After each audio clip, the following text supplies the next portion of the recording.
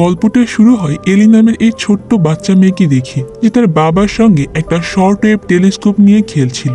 অনেক ছোটবেলায় এলির মা মারা গিয়েছে, তাই সে তার বাবার সঙ্গেই থাকে। তবে দুর্ভাগ্যবশত এলি একটু বড় হওয়ার পর সে তার বাবাকেও হারিয়ে ফেলে। একদিন তার বাবা হুট করে হার্ট অ্যাটাক করে মারা যায়। আর বাবার মৃত্যুর পরেই এলি অনেকটা ডিপ্রেশনে চলে যায়, কারণ সে মনে করতো যে তার কারণেই তার বাবা এত দ্রুত মারা গিয়েছে। আসলে এলির বাবা যেদিন মারা যায় সেদিন এলি তার ওষুধগুলো ঠিক সময় তার কাছে পৌঁছে দিতে পারেনি, তাই সে সব সময় আফসোস করতো হয়তো তার জন্যই তার বাবা মারা গিয়েছে। আর এইভাবেই পরপর ছোটবেলায় মা বাবাকে একসঙ্গে হারিয়ে এলি তো পুরো একা হয়ে যায়। এলির বাবা একজন বিখ্যাত বিজ্ঞানী ছিল, এই কারণে ছোটবেলা থেকে এলির মহাকাশ নিয়ে অনেক আগ্রহ। তাই সে তার পুরো ছোটবেলাটা কাটিয়েছে আকাশের বিশালতা দেখে, আর আকাশে থাকা গ্রহ নক্ষত্রগুলো ছিল তার একমাত্র একাকিত্বের সঙ্গী। এইভাবেই অনেকটা দিন পার হয়ে যায়। এলি এখন বড় হয়ে গিয়েছে। সে এখন একটা সায়েন্স প্রজেক্টের সঙ্গে কাজ করে, যারা মূলত পৃথিবীর বাইরে প্রাণের অস্তিত্ব খোঁজা, মানে ভিনগ্রহী জাতি নিয়ে কাজ করে আর কি। তো এই প্রজেক্টে কাজ করতে করতে একদিন সন্ধ্যাবেলায় এলি তার রেডিও টেলিস্কোপের মাধ্যমে একটা আননোন সিগন্যাল গ্রহণ করে। কিন্তু সে কোনোভাবে বুঝতে পারছিল না যে এই সিগন্যালটা কোত্থেকে আসলো, কারণ এটা তো কোনো নর্মাল স্যাটেলাইট বা রেডিওতে ছিল না। তাই এলি এই বিষয়টা নিয়ে বিস্তর গবেষণা করার পর জানতে পারে যে এটা একটা আননোন রেডিও ওয়েভ, যেটা কিনা মহাকাশের কোনো একটা প্রান্ত থেকে এসেছে। আর এর অর্থ হলো তার মানে পৃথিবীর বাইরে থেকে কোনো একটা জীব এরকম রেডিও সিগন্যাল পাঠিয়েছে, কারণ ওই ধরনের সিগন্যাল প্রাকৃতিকভাবে আসা অসম্ভব ছিল। কিন্তু এটা প্রমাণ করতে গেলে তো এলির শক্ত কিছু এভিডেন্স দরকার। তো এলি তার রিসার্চ পেপার রেডি করার আগে সেখানে ডেভিড নামের একজন লোক আসে ইনভেস্টিগেশন করতে, কারণ ডেভিড ছিল প্রেসিডেন্টের সায়েন্স অ্যান্ড টেকনোলজি অ্যাডভাইজার।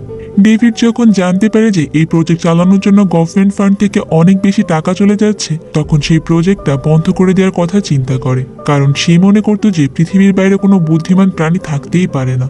সুতরাং তাদেরকে খোঁজার জন্য বেকার বেকার এতগুলো টাকা নষ্ট করার কোনো প্রয়োজন নেই। তবে এলি যখন এটা জানতে পারে সে তো ডেভিডের ওপর প্রচন্ড রেগে যায়, কারণ সবে মাত্র এলি একটা মাত্র সিগন্যাল পেয়েছে।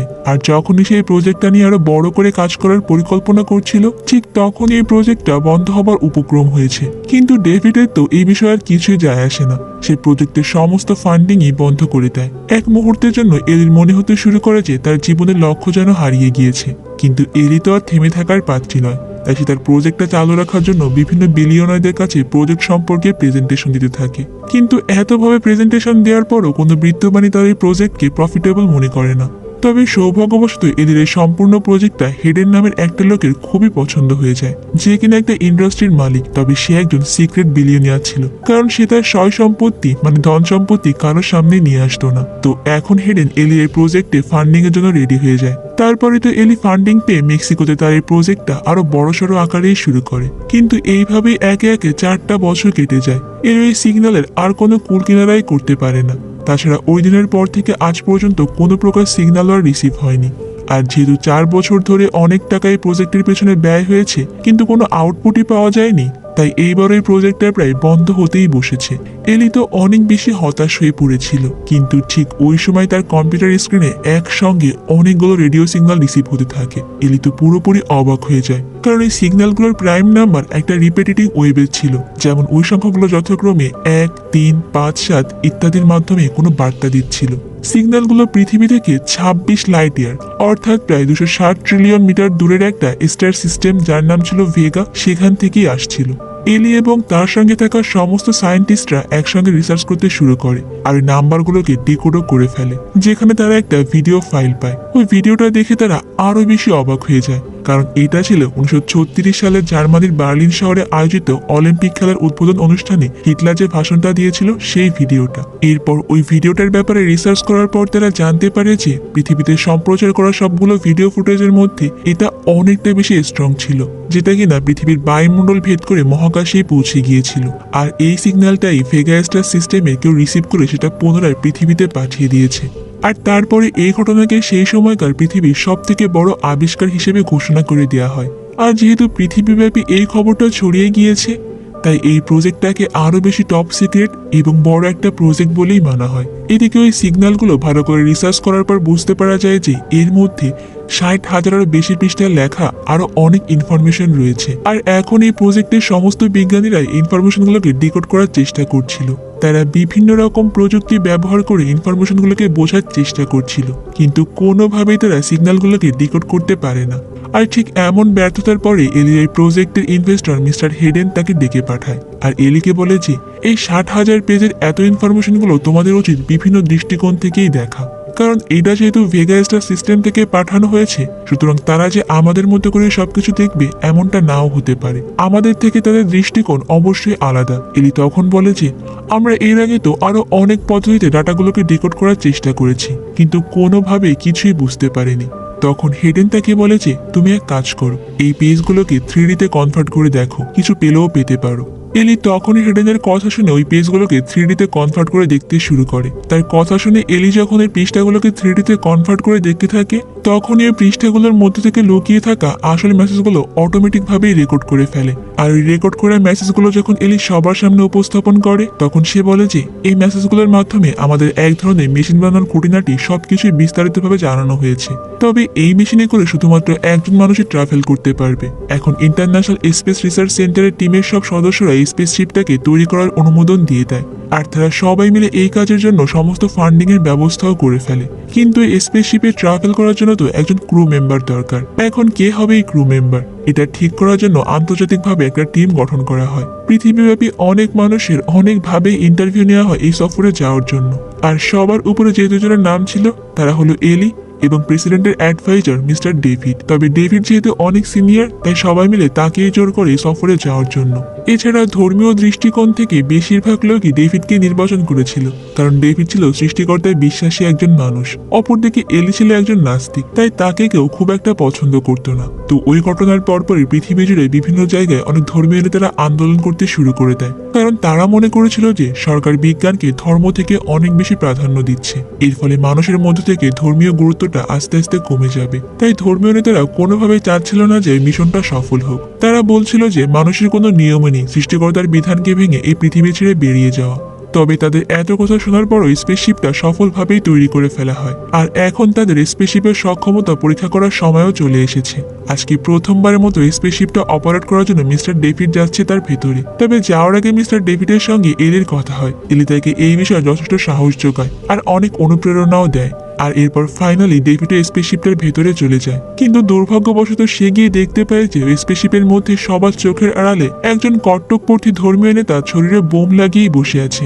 ওই লোকটা ভেবেছিল যে পৃথিবীতে যে সিগন্যালগুলো এসেছে সেটা সৃষ্টিকর্তার থেকেই এসেছে, আর মানুষের এই ব্যাপারগুলো নিয়ে বেশি ঘাটাঘাটি করার কোনো অধিকারই নেই। তো এরপর সেই লোকটা সদ্য তৈরি করা স্পেসশিপের মধ্যে সেই বোমটা ফাটিয়ে ফেলে, আর মুহূর্তের মধ্যে এতদিন ধরে তৈরি করা বড় সেই স্পেসশিপটা সবার চোখের সামনেই ধ্বংস হয়ে যায়। আর ওই বিস্ফোরণে ডেভিড সহ সেখানকার অনেক মানুষ একসঙ্গে মারা যায়। এই ঘটনায় পুরো বিশ্বের সঙ্গে সঙ্গে সব থেকে বেশি হতাশ হয়ে পড়েছিল এলি, কারণ ছোটবেলায় থেকেই তার এত শখের ইচ্ছাটা আবারও ভঙ্গ হয়ে গেল। তো এরপর তো এলি তার বাড়িতে হতাশ হয়েই বসেছিল। ঠিক তখনই দেখতে পায় মিস্টার হেডেনের একটা চিঠি এসেছে তার সঙ্গে দেখা করার জন্য। তো এরপর এলি যখন মিস্টার হেডেনের সঙ্গে দেখা করে, মানে ভিডিও মেসেজিং এর মাধ্যমে এলি যখন তার সঙ্গে কন্ট্যাক্ট করে, তখন সে জানতে পারে যে হেডেনের ভয়ঙ্কর একটা ক্যান্সার হয়েছে, আর সে তার এই ক্যান্সারের জীবাণুটাকে স্লো গ্রোয়িং করার জন্য মহাকাশের একটা স্পেসশিপে অবস্থান করছে, কারণ আমাদের থেকে তো মহাকাশের সময় অনেক স্লো চলে। তো এরপরই মিস্টার হেডেন এলিকে একটা গুপ্ত খবর দেয়, আর সেটা হলো সরকার আসলে একসঙ্গে দুইটা স্পেসশিপ তৈরি করেছিল, একটা পাবলিকালি আর একটা অনেক গোপন ভাবে, আর সেটা ছিল জাপানের একটা সিক্রেট জায়গায়। আর এরপরে মিস্টার হেডেন এলিকে বলে যে তুমি দ্রুত জাপানে চলে যাও, ওখানে গিয়ে তুমি আর একটা স্পেসশিপ পেয়ে যাবে। হেডেনের কথা শুনে তো এলি একদম আর সময় নষ্ট না করে তার দলবল নিয়ে জাপানের উদ্দেশ্যে রওনা দিয়ে দেয়। আর সেখানে গিয়ে সব সরকারি কর্মকর্তাদের সঙ্গে কথা বলে এলি স্পেসশিপটার খোঁজও পেয়ে যায়। আর এবার এলি স্পেসশিপের মাধ্যমে ভ্রমণ করতে চায়, কারণ ছোটবেলা থেকে মহাকাশে থাকা ওই বুদ্ধিমান জীবদের ব্যাপারে এলি তো প্রচুর আগ্রহ ছিল, আর তার গবেষণাও ছিল এইসব বিষয়ে। তাই এইবার অন্য কেউ না, বরং এলিয়ে যাবে স্পেসশিপটার মধ্যে। আর তাছাড়া এই যাত্রা অনেক ইউনিক হতে চলেছে, কারণ এই স্পেসশিপটা 4টা গোলাকার অরিস্কোপিক মেটালের সাহায্যেই তৈরি করা। আর এই মেশিনের সিস্টেমটা এমন ছিল যে যখন এই গোলাকার বস্তুগুলো নিজেদের পজিশনে ঘোরা শুরু করবে, তখন একটা মেটাল স্ফিয়ারের মাধ্যমে একজন ক্রু মেম্বারকে স্পেসশিপের মধ্যে পাঠিয়ে দেওয়া হবে। কিন্তু এর ফলে ঘূর্ণনে সামান্য বাধার সৃষ্টি হবে, আর এই কারণে স্পেসশিপটা নিজে থেকে একটা সুড়ঙ্গ মানে একটা হোল তৈরি করে ফেলবে, আর যার ফলে এই মহাকাশের এক স্থান থেকে অন্য স্থানের মাঝের বিশাল একটা যাত্রা অনেক সহজেই পার করা যাবে। কারণ যে অর্ম হোলটা সেখানে ক্রিয়েট হবে, যেটা সম্পূর্ণ স্পেসশিপটাকে বাঁকিয়ে তার মাঝে একটা টানেলের মধ্য দিয়ে রাস্তাটাকে অনেক শর্টকাট করে ফেলবে। তো এরপরেই তো এলি সম্পূর্ণরূপে রেডি হয়ে মেশিনটার মধ্যে গিয়ে বসে পড়ে। এলির সম্পূর্ণ যাত্রাটা রেকর্ড করার জন্য তার মাথায় একটা ভিডিও ক্যামেরাও বসিয়ে দেওয়া হয়, আর ফাইনালি ওই এরিয়াল টেকনোলজি তৈরি করা মেশিনটা চালু করে দেওয়া হয়। এরপর সেখানে সত্যি সত্যি একটা ওয়ার্ম হোল তৈরি হয়ে যায়, আর এলি এই ওয়ার্ম হোলের মাধ্যমে একটা ইনফিনিটি যাত্রা অনেক দ্রুতই অতিক্রম করে ফেলে। কিন্তু এলি যে চেয়ারে বসা ছিল ওটা তখন ভয়ঙ্কর রকম ভাবে দুলতে থাকে, আর মুহূর্তের মধ্যে সে চলে আসে ভেগা স্টার সিস্টেমে। তবে এই ভেগা স্টার সিস্টেমের সব গ্রহ নক্ষত্রগুলো সে ভালোভাবে এক্সপ্লোর করার আগেই সেখানে আর একটা ওয়ার্মহোল ক্রিয়েট হয়ে যায়। আর এইভাবে এর যখন অন্য একটা টানেলের মধ্য দিয়ে যাত্রা করছিল তখনই তার গলা থেকে তার লকেটটা খুলে যায়, আর সেটা ধরার জন্য এর যখনই চেয়ারটা থেকে উঠে পড়ে তখন খেয়াল করে যে প্রচন্ড দ্রুত গতির কারণে চেয়ারটা তার চোখের সামনে ভেঙে টুকরো টুকরো হয়ে যায়। তবে সৌভাগ্যবশত এলি তার আগে চেয়ার থেকে উঠে এসেছিল, এই কারণে সে এই যাত্রায় বেঁচে গিয়েছে। তো এরপরে দৃশ্য পরিবর্তন হয়ে গেলে আমরা দেখতে পাই যে এলি টানেলের অপর প্রান্তে এসে অজ্ঞান হয়ে পড়েছে। আর এলির যখন জ্ঞান ফিরে আসে সে নিজেকে একটা সমুদ্রের পাড়ে আবিষ্কার করে, কিন্তু এই সমুদ্রের পাড়টা ছিল বাস্তবে সমুদ্রের পাড় থেকে সম্পূর্ণই আলাদা। আর তারপরে এলি চিন্তা ভাবনা করার পর বুঝতে পারে যে আসলে এটা ছিল তার ছোটবেলার একটা পেইন্টিং এর মতো দেখতে, কারণ ছোটবেলায় সে ঠিক এরকমই একটা সমুদ্রের পাড়ের পেইন্টিং করেছিল। আর এলি ছোট থেকে এই সমুদ্রের পাড়টায় তার বাবার সঙ্গে একবার হলেও যেতে চাইতো। তো এরপরে এলি দূরের সমুদ্রের পাড়ে একজন লোককে দেখতে পায়, তার দিকেই আসছে।